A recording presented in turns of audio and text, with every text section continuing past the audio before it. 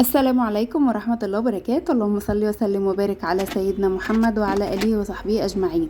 ازيكم حبايب قلبي؟ عاملين ايه؟ وحشتوني جدا من آخر فيديو كنا فيه مع بعض.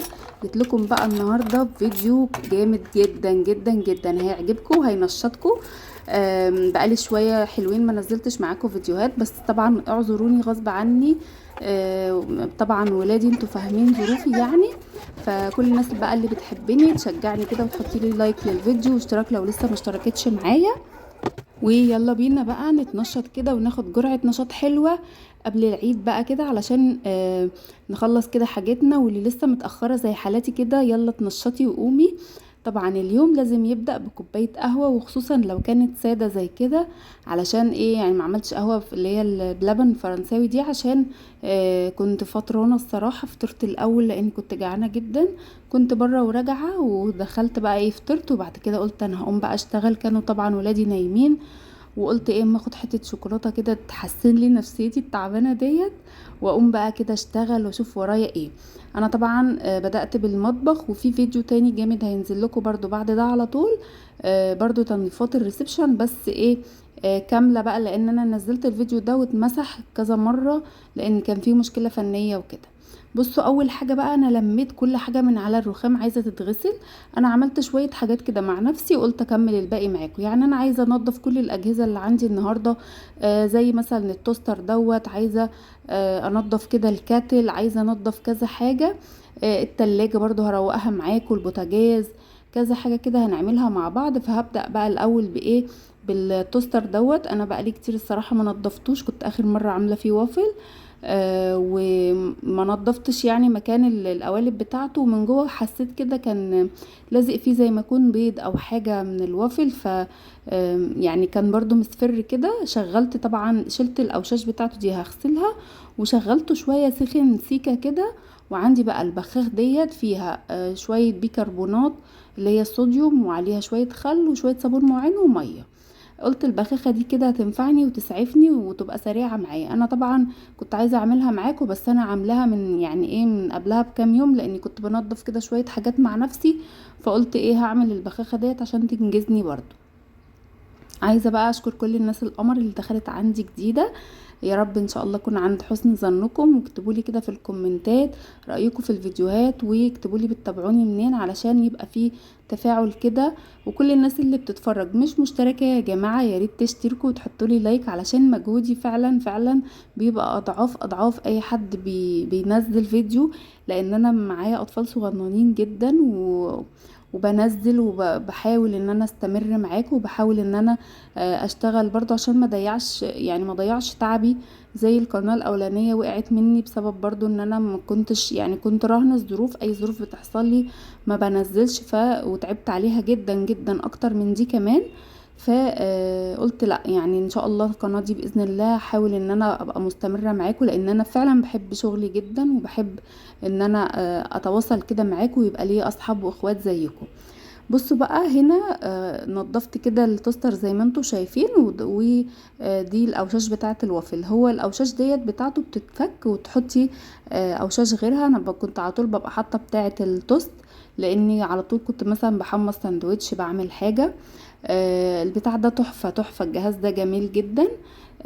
لو ما جبتيهوش طبعا وانتي عروسه يعني، لا هاتيه، في الجهاز حلو قوي. ولو بتفكري تشتريه لا اشتريه، بس هو فيه عيب صغنون قوي اثناء الشراء، خدي بالك منه. انا هقول لكم عليه كده في فيديو مفصل كده، اعمل لكم ريفيو عنه وتجربتي معاه، واقول لكم كده على الريفيو بتاعه. هنا بقى كنت بغسل الكاتل.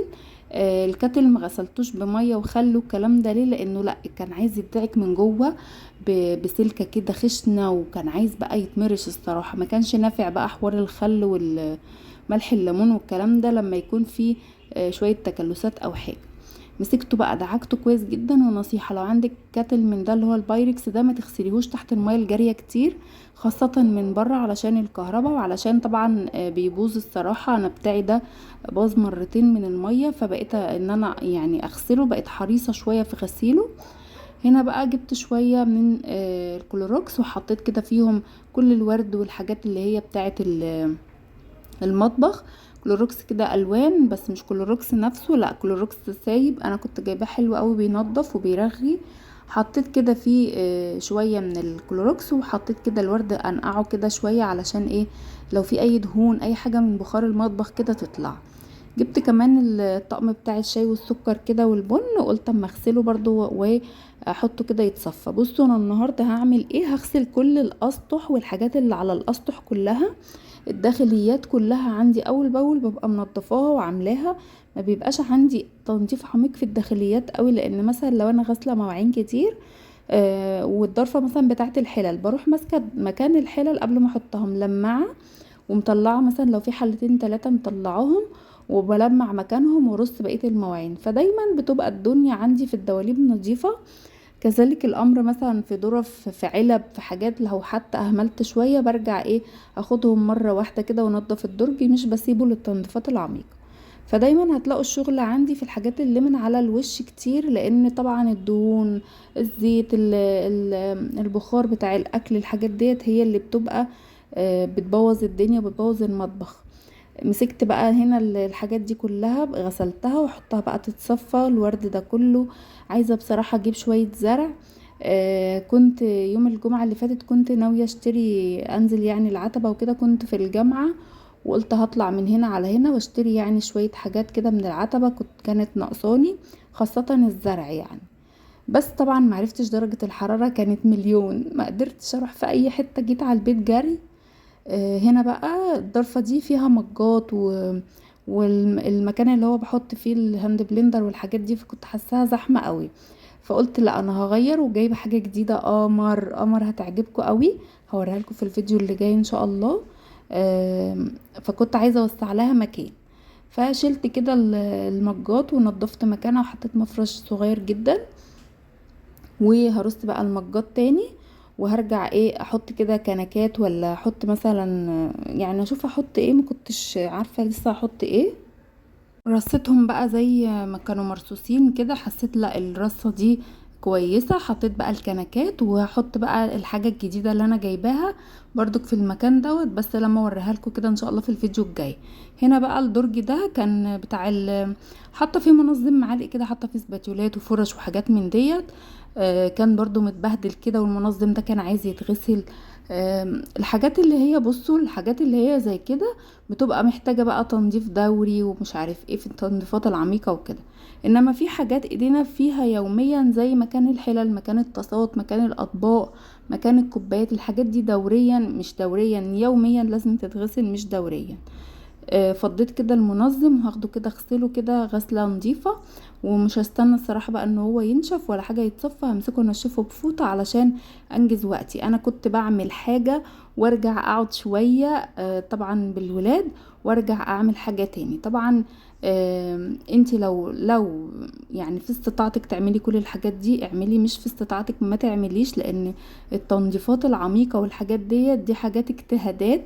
لو انت معاكي هي اساسيات بالنسبه لناس كتير، بس لو انت ظروفك ما تسمحش، او لو انت معاكي اطفال زي حالاتي بتشتغلي مريضه، عندك حاجه تمنعك، سبب يمنعك، ما تحسسش نفسك بالذنب خالص، وما تتضايقيش ان انت ما عملتيش زي فلانه وعلانه. لا بالعكس. انا مثلا واحده من الناس في حاجات كتير جدا يعني معرفتش اعملها، وفي حاجات عملتها، وفي حاجات عملتها عشان ده شغلي، عشان انزل لكم وعشان ابقى مستمره معاكم على القناه. فطبعا انتي لو بتتفرجي عليا وحاسه ان انتي لا في حاجات كتير قوي عايزه تعمليها مثلا في الفيديو وانتي مش هتعرفي علشان ظروفك الصحيه، او علشان ولادك، او علشان امتحانات ثانويه عامه، عشان حاجات كتير قوي، لا يكلف الله نفسا الا وسعها، ما تعمليش غير اللي تقدري عليه.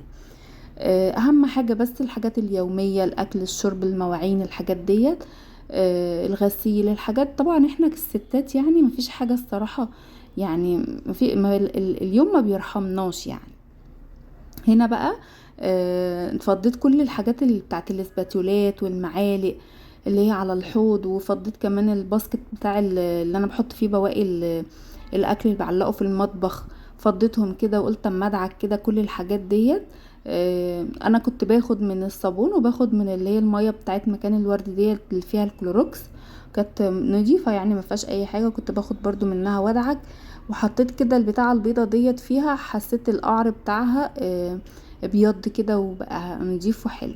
هغسل بقى الجردل دوت او البتاع دوت حلو قوي، طالع منه دلوقتي بغطا لو حابه تجيبيه، ممتاز جدا وجميل وبينجز كده في الوقت. خلصت هنا كده الحاجات ديت وبشطفها. وبعد كده بقى بصوا الفيديو ان شاء الله بتاع فرش المطبخ، هعمل فيه شويه تجديدات اموره برضو، وجايبه حاجه جديده كده برضو هحطها معاكم. عايزاكم بقى تحطولي لايكات كتير عليه وتشوفوه كده بتمعن، عشان الفيديو بتاع تجديدات المطبخ حاسه انه ما اتشافش قوي، وحاسه ان ناس كتير ما يعني ما تفاعلتش عليه، مع انه فيه افكار حلوه وفي حاجات حلوه انا كنت عاملاها وحاجات جديده كنت جايباها. ان شاء الله هحطه لكم برده في علامه الاي فوق او في صندوق الوصف او في اول كومنت مثبت. ارجعوا شوفوه برده، عملت شويه تجديدات حلوه، وكل الحاجات الجديده اللي انا حطاها في المطبخ دي كنت جايباها في الفيديو ده. هنا بقى بدعك كده الرخامات، الفوم الحجري ده همسكه كده بالفوطة ألمعه في ايدي.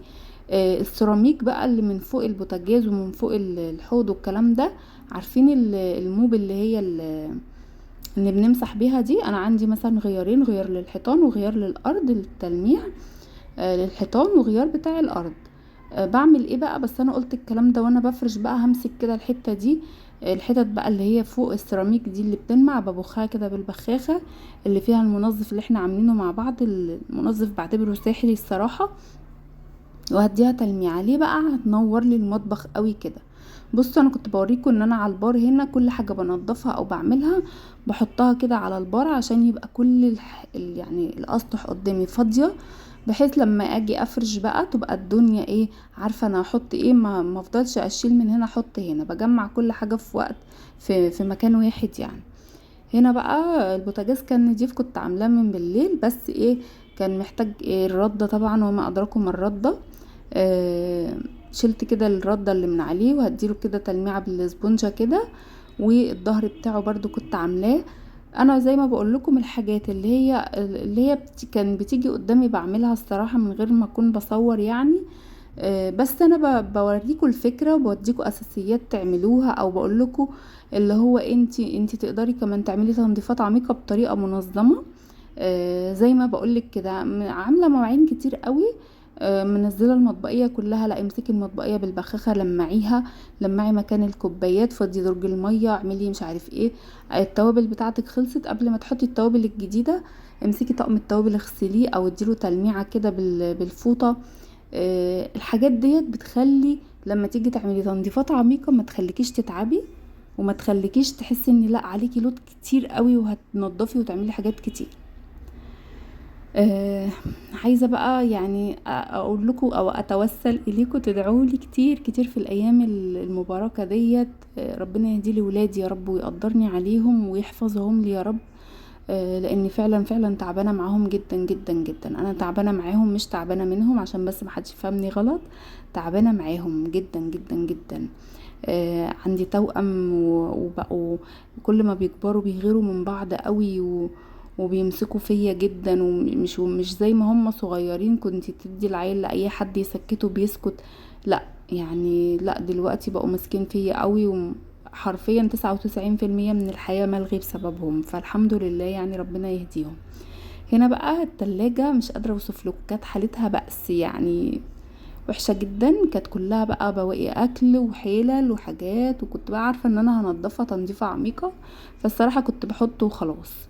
مسكتها بقى فضيتها كلها، وطبعا علشان التلاجة زاوية التصوير بتاعتها صعبة شوية معرفتش اصورلكوا فيها، بس انا مسكتها مرشتها، الباب كان مبصم كده ومبقع شوية، مسكته برضو من المية اللي هي فيها كلوروكس الالوان ديت، برضو دعكته كده وبنشفه بقى كده وبظبطه، خليتها زي الفل الصراحة. كان فاضل لي بس ان انا اعمل من فوقيها، بس عشان عالية قوي فكنت بقى ايه بجيب كرسي واطلع عليه وكده، فقلت اعملها انا مع نفسي. هنا بقى كل الحاجات اللي انا غسلتها صفت، فقلت اما احطها كده على صينية، التوابل الطقم اللي هو المشروبات والورد وكل حاجة انا عملتها خليتها زي الفل. حطيتها بقى على الصينية زي ما انتوا شايفين. هنا بقى الصفاية قلت برضو اما اغسلها كده، طبعا الصفاية دي من اهم اهم اهم الحاجات اللي لازم تتغسل كل يومين على الاقل، تتغسل وتتنشف، عشان المية لما بتركن فيها بتبقع، المكان اللي بتجري منه المية ده بيبقع برضو، طبعا لازم اول باول تبقي غسلاها ومنضفاها، لان احنا بنصفي فيها طبعا مواعين الاكل والشرب. آه بس كده بغسل بقى الصفاية وكده، يعني يعتبر بفنش بقى. انا عملت القصة دي اللي هو ايه زي ما تقولوا كده علشان اسهل على نفسي لما اجي مثلا افرش كده المطبخ وابقى مشطباه ومخلصاه. بحب افضي الحاجة قدامي، حتى لما باجي اروق اوضة او حاجة بحب بقى افضي كل حاجة، اطلع السجاد بتاعها بره، ستايرها، ملاياتها، كل حاجة بره، اشد كل حاجة بره، امسح، افرش، ابتدي ادخل الحاجة واحدة واحدة. ده اسلوبي بصراحة وبحب اعمل كده قوي. هنا بقى همسك الحوض هدعكه بقى دعكة محترمة. ولسه برضو يعني دعكته، ولسه بقى هدعكه دعكة تاني برضو وانا بفرش. بس انا بصراحة مسكته يعني مرشته، لان كان لسه الجزء بتاع الشباك دوت عالي قوي عندي، فزوجي اللي بيطلع يمسحهولي، فقلت لا انا دعكته بس هعيد عليه تاني الصراحة. هنا بقى كان الفيديو بتاعي خلص، وهنا كنت المطبخ خلص بقى معايا بقى زي الفل. بصوا مفضيه كل حاجه علشان افرش بقى على رواقه وعلى نظافه. حطي لي بقى لايك للفيديو واشتراك لو لسه مشتركتيش، واشوفكم في فيديو جديد، ومع السلامه.